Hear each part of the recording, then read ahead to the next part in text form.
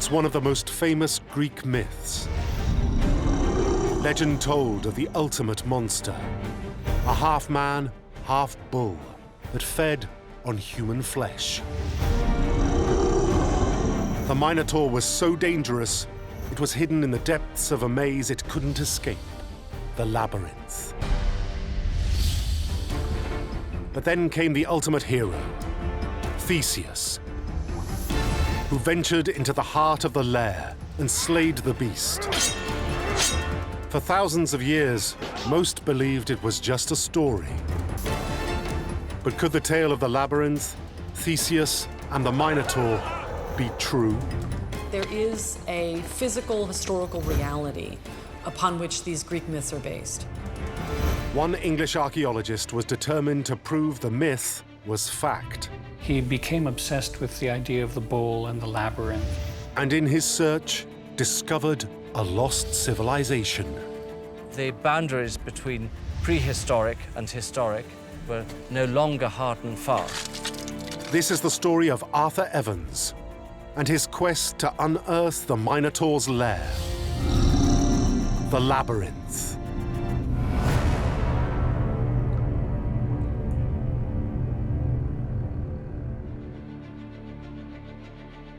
Arthur Evans was born in 1851 and grew up in the industrial town of Nashmills, 25 miles north of London. His father, John Evans, was a rich paper mill owner, but his real passion for geology made him one of the most distinguished scholars of the age. Young Arthur showed no signs of inheriting his father's intelligence, and when his mother unexpectedly died, the boy retreated into a world of imagination. He was gripped by tales from ancient Greece, and his favorite hero was Theseus, the Minotaur slayer. The Minotaur was the monster son of Minos, the king of Crete. Minos had defeated the king of Athens in battle, whose forfeit was to feed the grisly beast with the flesh of boys and girls. His body was a man's, but his head was the head of a bull, and his teeth were teeth of a lion, and with them he tore his prey. Prince Theseus, the son of the king of Athens, was determined to end the contract, and by killing the Minotaur, win the love of his father. But Minos had hidden the beast in a labyrinth beneath his palace. People went in, but no one ever came out. He went down winding paths, among the rocks, under caverns and arches, over heaps of falling stone. At the heart of the lair, Theseus found the Minotaur.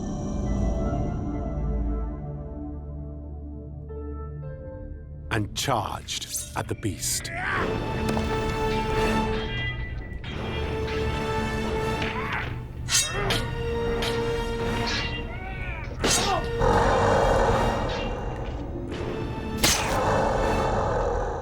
And drove the keen sword through his throat. The Minotaur was dead. Theseus escaped into the sunlight. Young Evans had no idea the story would lead him to make one of the greatest discoveries of the 20th century.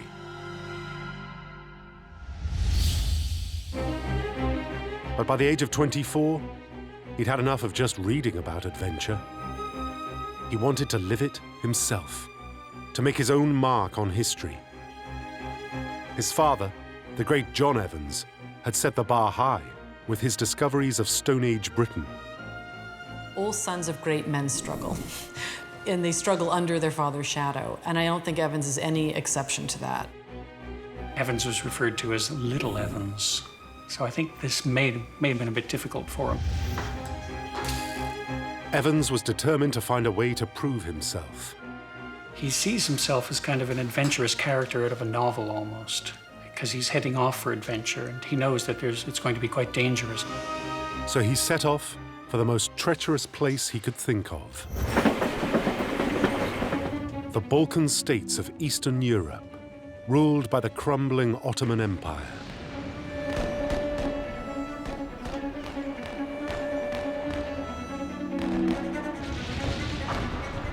But things didn't go quite to plan. Evans was arrested on suspicion of spying for Russia. He was released, but went on to be jailed again, and was finally deported for encouraging rebellion. He'd had adventure, but despite it all, still hadn't found his real purpose. Back in England, Evans struggled to find a job until in 1884, family connections secured him a low-paid role in the backwaters of Oxford. He was now keeper of the Ashmolean Museum, in charge of a neglected collection of ramshackle antiquities. Action would be thin on the ground, but it was the ideal place to indulge his passion for ancient history, and, he hoped, find a subject to study that might enable him to match the achievements of his famous father.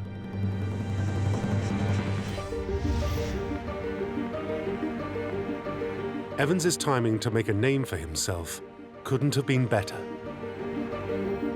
Queen Victoria basked in the glow of a self-proclaimed golden age, ruling over an empire that stretched so far around the globe, it was said the sun never set on her domains.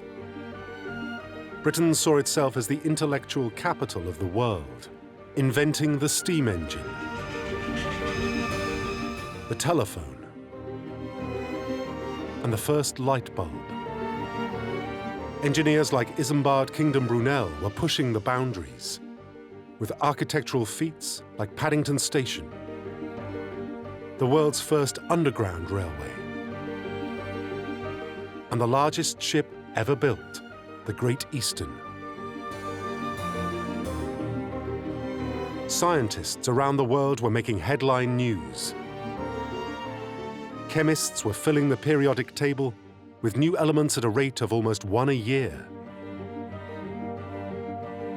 Darwin was questioning the origins of man, whilst pioneers in the emerging field of archaeology focused on the question of where this impressive Western civilization had come from. This is a moment when European countries, feel very powerful, and intellectuals turn toward historical questions with a kind of confidence or desire to organize the past. People want to systematically explore what's underneath the ground. At the time, most people believed classical Greece was the birthplace of Western civilization. Around 500 BC, the Greeks had invented an advanced culture. They'd influenced every European civilization since. The evidence was everywhere. Buildings, statues, art, literature, mathematics, science, as well as big ideas about the universe, democracy, crime and punishment.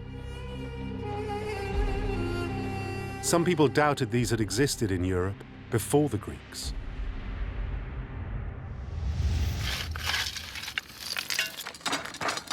Until archaeology began to overturn traditional beliefs. Evans had been captivated by news of Heinrich Schliemann, a German archaeologist who'd gone in search for the legendary city of Troy and found it in a Turkish hillside. Everyone thought it was a myth. He notifies the world, this is it, I've discovered Troy. The ancient Greek storyteller Homer had made the old folk tale famous, telling of Paris of Troy, who eloped with Helen, the Queen of Sparta, sparking a bloody war between the Trojans and the Greeks.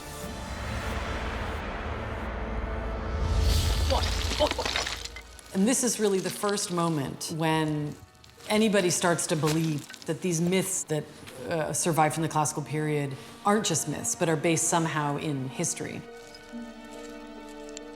That myth might be real created a press sensation. But Schliemann didn't stop there.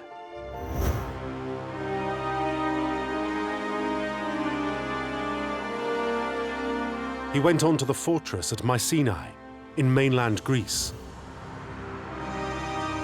where he claimed to discover the gold-rich tomb of its legendary king, Agamemnon, who'd led the Greek armies into the Trojan War. Within the city walls, these very, very rich burials, one of which has this gold mask. And he said, "I've gazed upon the face of Agamemnon." Mycenae was at least 1,000 years older than the classical Greek period. Were the origins of European civilization more ancient than previously believed?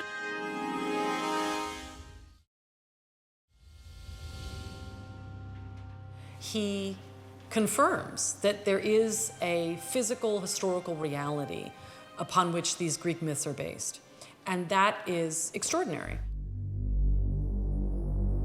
Evans wasn't convinced Schliemann's discoveries were enough to rewrite the history books. So in 1883, he went to see the famous treasures for himself. But Evans quickly saw Schliemann was onto something. The treasures were clearly made with extraordinary skill. Coupled with impressive architecture and art, this was evidence of an ancient high culture. You can see he's starting to realize, wow, wouldn't it be great to find a pre-Greek civilization that was the foundation of the classical era? But Evans knew Schliemann was missing something vital, something all sophisticated societies had: writing. Schliemann was looking for Mycenae rich in gold. He found the gold. Schliemann wasn't looking for script. History was defined by what had been written down in the past. Anything that had happened before writing existed was just folklore. If the stories of ancient battles and mythical kings had been real, the people alive at the time must have had writing to record it. They'd have needed text to build palaces and fortresses, to make impressive jewelry. Amongst the rubble of Troy and Mycenae, there had to have been a script. Without it, there was no historical proof the Mycenaeans were the founders of European civilization, instead of the classical Greeks. A couple buildings, a tomb, that's nice. Without a language, what do you have? Not a whole lot. Evans saw his opportunity. If he could find a pre-Greek script, he would rewrite European history in a stroke.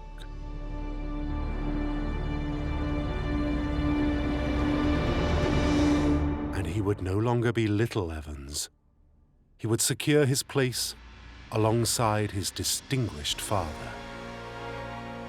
Schliemann is getting all the headlines. His father had gotten all the headlines. I think Evans wanted to get his own headlines. And so began Evans's quest to find the origins of Europe's high culture. It was a journey that would draw him into his favorite childhood story.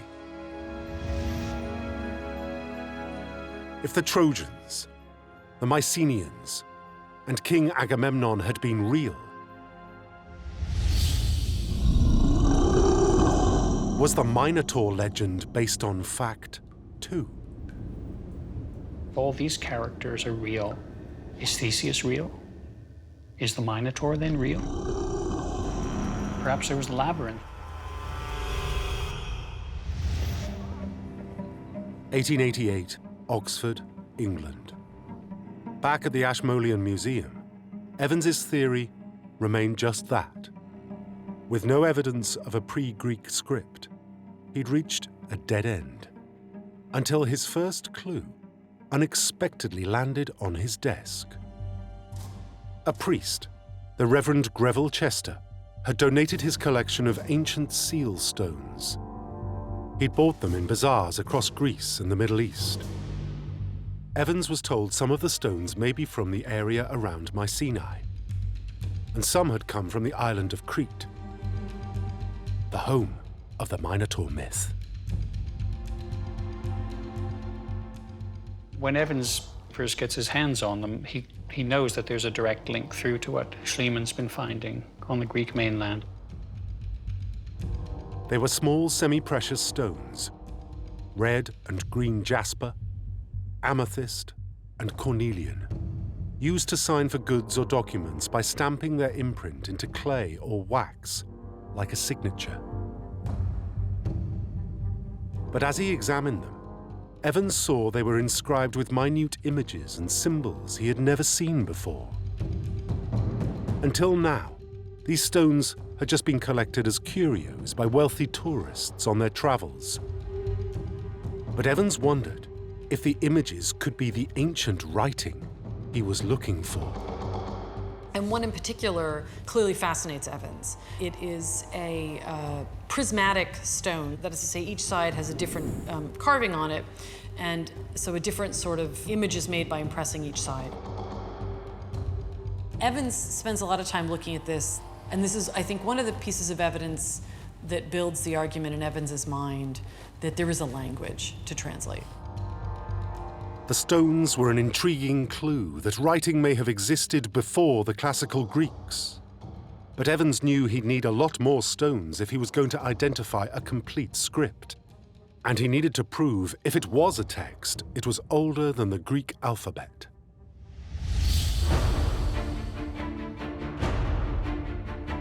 His next breakthrough came on a trip to Rome, where he met a pioneering field archaeologist, Federico Halbert. He was an expert on the island of Crete. He told Evans that Cretan farmers regularly dug up ancient seal stones. All were inscribed with mysterious imagery and were worn by locals as necklaces. And he told Evans something else. The prime spot to find the stones was a place called Knossos. The site was rumored to hide the lost palace of the mythical king Minos, who'd built a labyrinth to contain the raging Minotaur.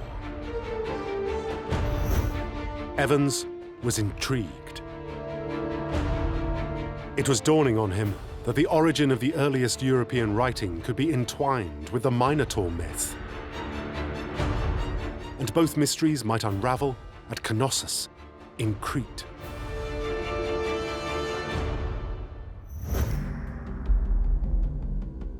But before he could even think about a dig, he wanted to decode the seal stone's secrets. And to prove the symbols were from a pre-Greek civilization, he needed more of them. A trip to Athens had paid dividends. He'd found stones just like the museum's gems in a flea market near the Acropolis. The merchants insisted they'd come from Crete. Evans was puzzled by the symbols. He could see pictograms of animals and people, as well as more abstract symbols that appeared in groups. All like Egyptian hieroglyphs, but quite unique. He had no way of telling which way they were read or what they said. But was he looking at a pre-Greek language? He knows that they have something to say. They're going to tell a big story, and he wants to be the person to tell that story. Evans had to take his research one step further, and that meant going to the source of the seal stones, Crete.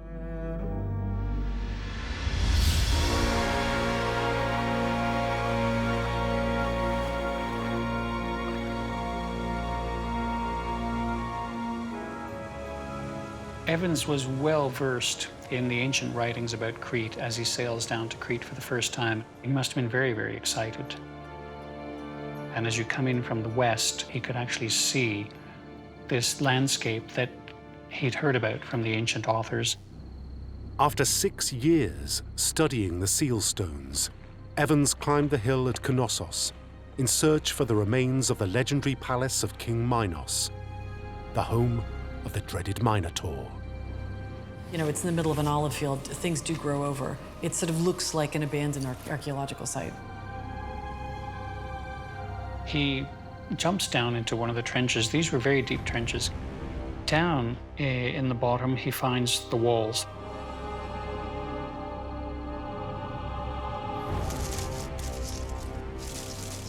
Evans made an instant discovery. He recognized symbols carved into the stone wall, the marks of an ancient world. He sees engraved markings, in some cases identical to the hieroglyphic script that he's been looking at, working on, collecting, trying to figure out. This makes Evans realize here is direct evidence of the script. A wall was engraved with symbols Evans had seen on some of the seal stones. There was now no doubt in his mind. Surely he was on the trail of the earliest writing in Europe.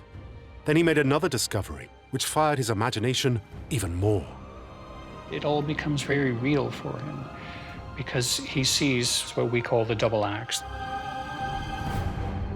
The double-headed axe was called a labyrinth, an ancient weapon, and some believed the sacred symbol of an early incarnation of the Greeks' greatest god, Zeus.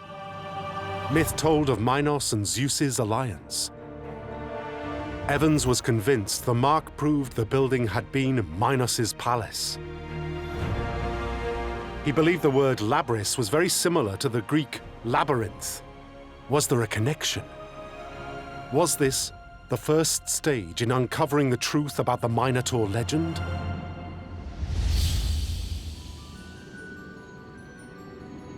Evans, a man of science, found himself becoming bewitched not just by the quest to find the origins of European civilization, but the desire to find out the truth behind the myth. To dig up Knossos' secrets, Evans had to get permanent access to the site. He realized he had to own the land. As Evans stood on the hill at Knossos, he realized that if he was going to beat out all the other suitors, he had to own it. As he'd done with the seal stones, he had to own the artifact of the site itself. So he set about instantly trying to acquire it. Evans left a local agent to land the deal and returned to Oxford to make an announcement.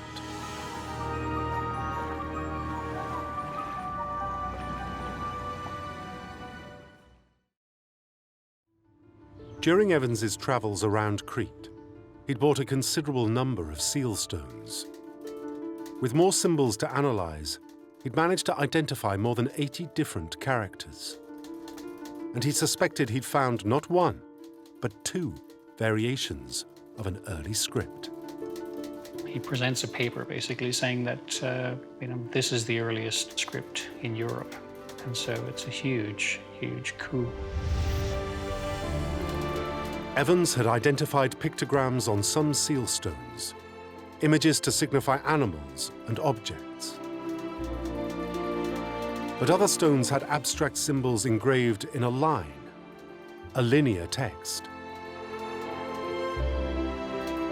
Evans wondered if this was the emergence of an alphabet. For European scholars in 1894, the idea that there was this really, really early script that the Mycenaeans are using is a major breakthrough because this is part of their definition for civilization. If you're civilized, you write history. It's huge because it's a publication that argues that there's an undiscovered language that he's brought to the surface. What it does is it stakes Evans's claim as a big player in that field. Evans had a tantalizing glimpse of ancient writing that might predate classical Greece by thousands of years. He wondered if a Mycenaean civilization on Crete was the true cradle of Western Europe. But to prove it, he needed more evidence of writing than just seal stones. If this ancient society was advanced, it had to have had vast amounts of writing. There had to be literature, a script to govern an empire on a material that could survive millennia, like clay tablets.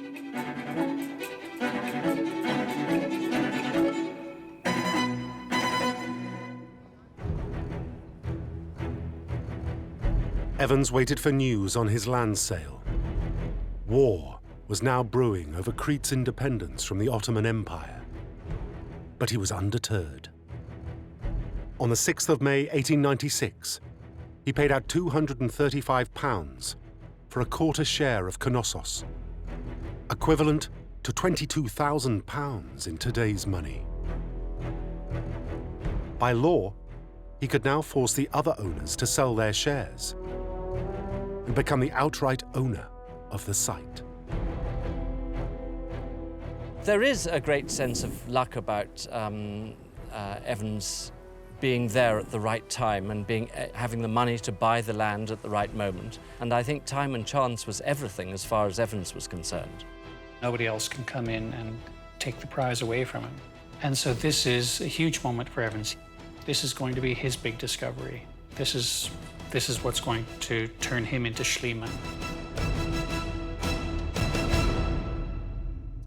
The Cretan conflict forced Evans to suspend his plans for 2 years. But by September 1898, the war was finally over. With the Ottomans expelled from the island, now at last, Evans could dig. But full access to Knossos wasn't going to be cheap. Buying just a quarter of the land had cleaned Evans out. To buy the rest and fund a dig, he wanted to raise a staggering £5,000, worth more than £500,000 today. So Evans ends up being supported once again by his father. But his father gladly supports him. Evans may have been ambivalent about this, but he certainly accepts the aid. With his money troubles solved, Evans went on a spending spree. London's Regent Street and Piccadilly Circus were the shopping destination for the well-heeled explorer. Here, gentlemen could buy guns, specialist canned foods, and the latest exploration clothing. And Evans wasn't going to economize. His shopping list totaled £56 and 1 shilling, the same as a worker's annual salary.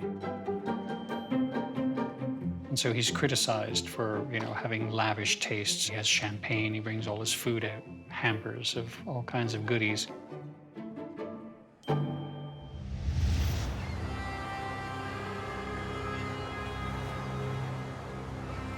(1900), Crete. After a long voyage by ship, Evans stepped ashore. He was now the outright owner of the site. But after 16 years as a museum curator, he was completely out of his depth. Evans knows that he doesn't really have the digging expertise required to handle such a huge project. He may have felt a bit daunted by the whole thing. He needed somebody with experience. Evans needed someone who spoke the local languages, could manage a vast number of workers, and document any finds. He knew the right man for the job. So Evans sent a telegram to Duncan Mackenzie, and Mackenzie replied, yes, on the next boat, as it were. It was all very, very last minute. And the contrast between the two men couldn't have been greater. Duncan Mackenzie shows up, and of course he's the exact opposite to Evans. Evans is a diminutive, brunette, aristocrat. Duncan Mackenzie is a tall, red-headed Scot who loves drinking with the locals. Unlike Evans, Mackenzie was an expert in the field. He'd spent years working as an archaeologist in Greece and spoke the language fluently. And unlike Evans, who had a degree in modern history, Mackenzie had studied philosophy and archaeology at university.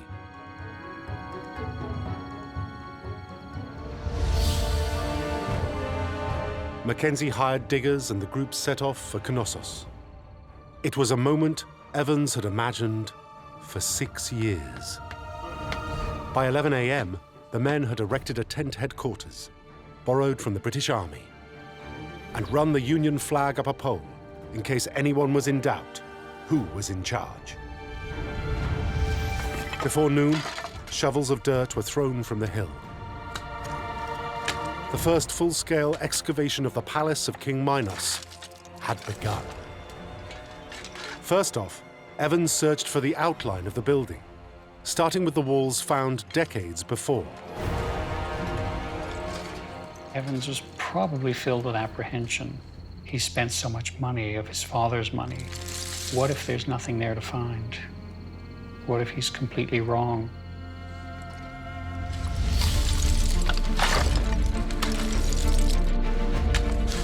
But as soon as Evans dug virgin ground in his second week, he hit the jackpot.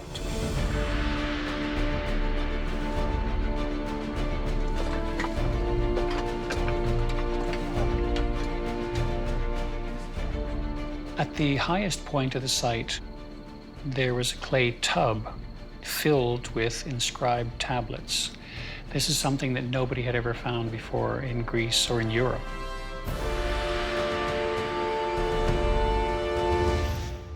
Evans discovered hundreds of clay tablets, many in pieces, inscribed with writing, a similar text to the seal stones, but far more advanced. Evans called it Linear B. It's on a clay tablet, so it's not inscribed in stone. This indicates that there is a sort of a everyday use of language. He recognizes some symbols, but not all of them. He realizes that it's even more complex than he thought, which is, of course, thrilling to him. And critically, a discovery of pottery meant Evans could date the clay tablets. On the same day, they find a stirrup jar. A stirrup jar is a very specific kind of a pot that Schliemann had found many of at Mycenae. So it absolutely unequivocally connects the culture that Evans is digging at Knossos with what Schliemann has found at Mycenae. The pottery was the same style as the Mycenaean finds on the mainland and dated to roughly 1400 BC. Linear B was at least 900 years older than the writing of classical Greece. For Evans, this was proof the Mycenaeans on Crete had invented Europe's high culture, not the more recent classical Greeks.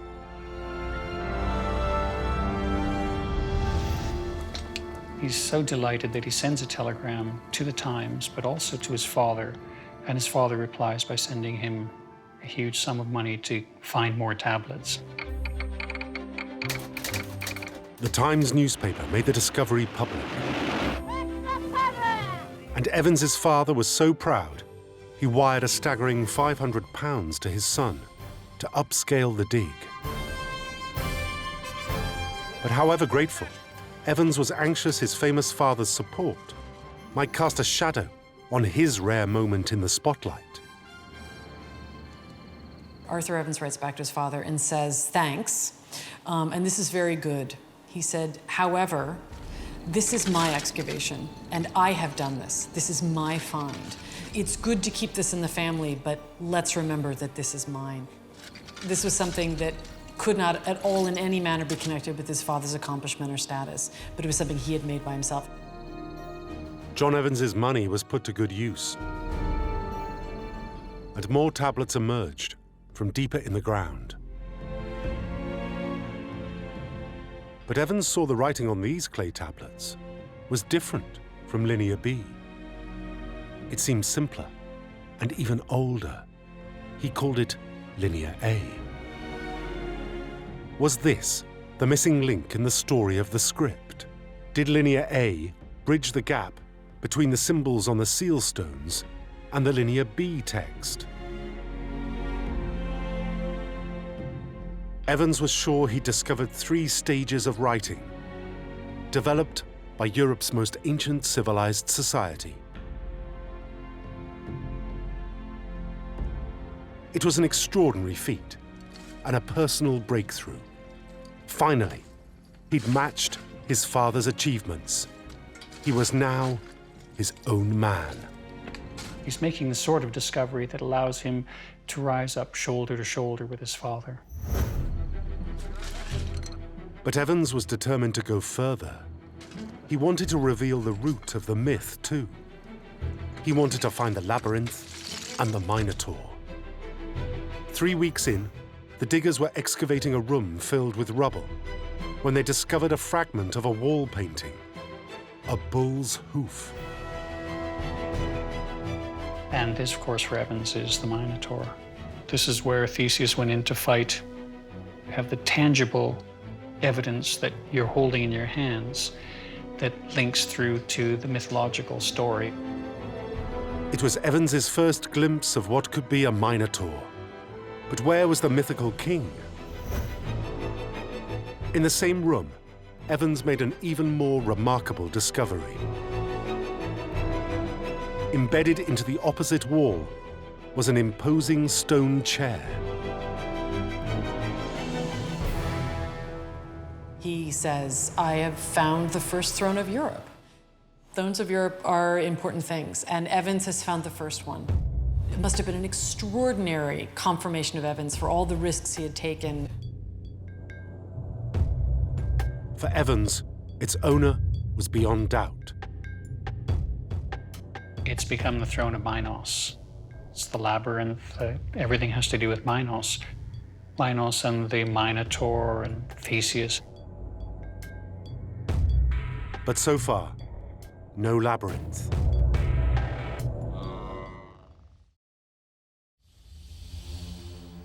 Evans kept digging. Finally, amongst the debris, cascading staircases, deep chambers, and long passages began to emerge.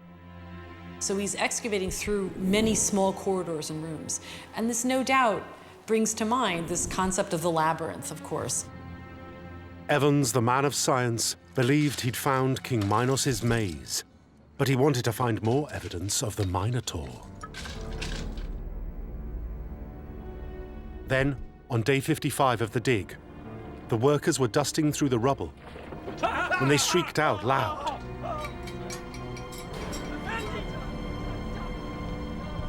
They find the relief head of a bull fresco where the bull is bellowing with the tongue hanging out, and they leap back and they're horrified because for them this is an image of the devil.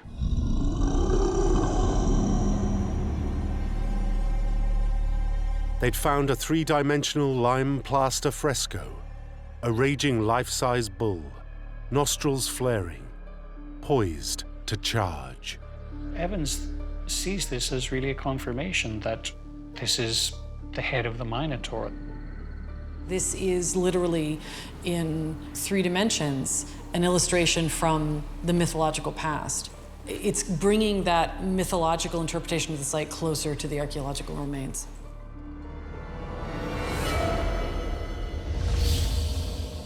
So you have the labyrinth, and not only that, but you have the imagery of the raging bull there on the walls in more than one place.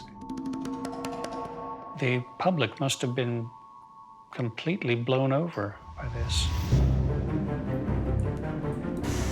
The myth of the Minotaur and the labyrinth had been based on something real, and he had found it. The convoluted building was the maze. The bull frescoes were the Minotaur. The throne belonged to the legendary Minos. He'd even found the image of the king in a fresco.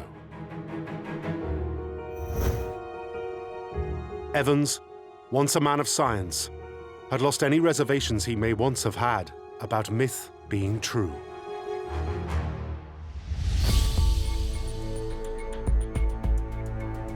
It took Evans 31 years to expose the colossal building at Knossos.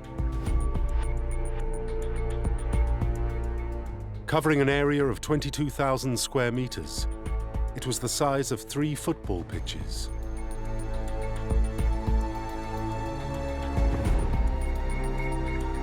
And it surrendered more artifacts than Evans could have imagined.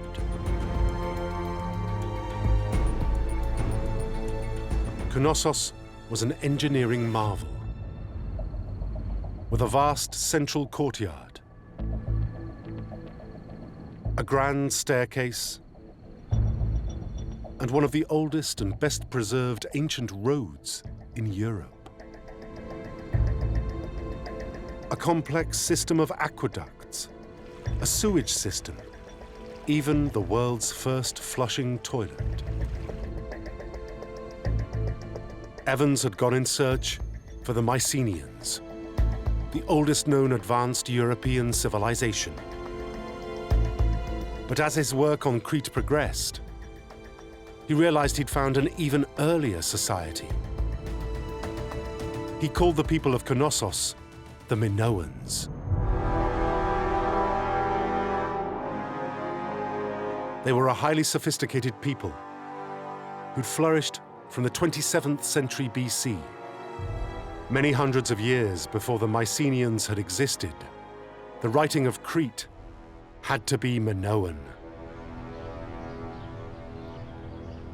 In 1911, Evans was awarded a knighthood for services to archaeology. He was Little Evans no more, but the great Sir Arthur Evans. Over the years, Evans refined his theories. The idea of the Minotaur was great for generating newspaper headlines, but Evans had to admit it was more likely the Minoans had worshipped the bull as part of their religion. Maybe girls and boys had sailed from Athens not to be fed to the Minotaur, as myth said, but to jump bulls as a rite of passage. Could the building, with its countless rooms and corridors, have started the legend of a maze? Later archaeologists dismissed his model of the Great Palace of Knossos. Its design was a product of his imagination. He had ignored evidence suggesting a different story. Evans discovered a new civilization. What he did with it was he turned it into the sort of civilization that he wanted, and he centered it around the Greek myths about Crete. He became obsessed with the idea of the bull and the labyrinth and what the mythology gave us. Modern scholars don't believe Knossos was a palace, but a temple run by priestesses to worship gods and goddesses who ensured plentiful harvests. There had never been evidence of Minos. Evans had found several fragments from different frescoes and created his king. The occupant of the stone chair is still unknown. So why had Evans, who prided himself on being a man of science, fitted the facts into his own picture of the past?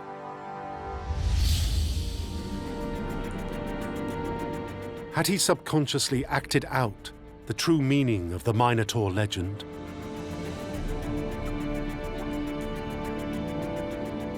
The Minotaur for the ancient Greeks was something that you had to enter the maze and overcome.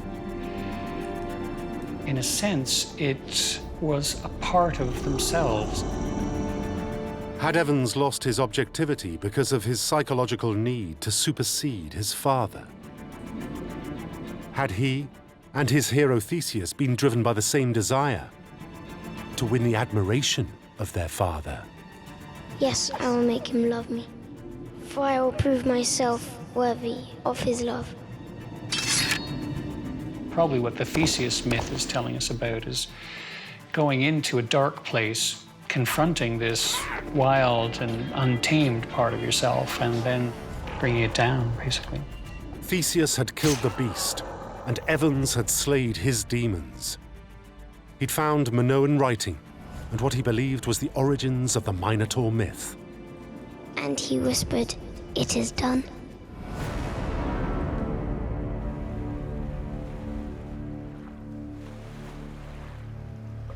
Evans made mistakes, but he was the first to recognize the importance of the seal stones, and his discovery of written clay tablets transformed our understanding of the origins of European civilization.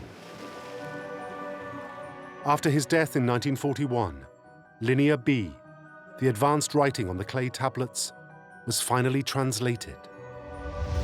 It was a sophisticated writing system with 187 characters. The tablets recorded the ownership of property by local people and their offerings to the Knossos temple. Evans had been convinced Linear B belonged to his great Minoans. But it was, in fact, Mycenaean. And astonishingly, it was the earliest form of the Greek language, at least 400 years older than the Greek alphabet. But why was the writing Mycenaean rather than Minoan?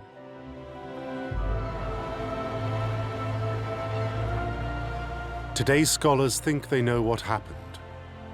The Minoans of Crete died out around 1450 BC. Then the mainland Mycenaeans arrived, and they discovered Minoan writing.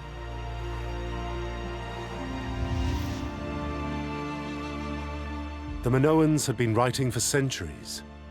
Their script started as pictograms and hieroglyphs engraved on seal stones, and evolved into a more complex text written in lines, Linear A.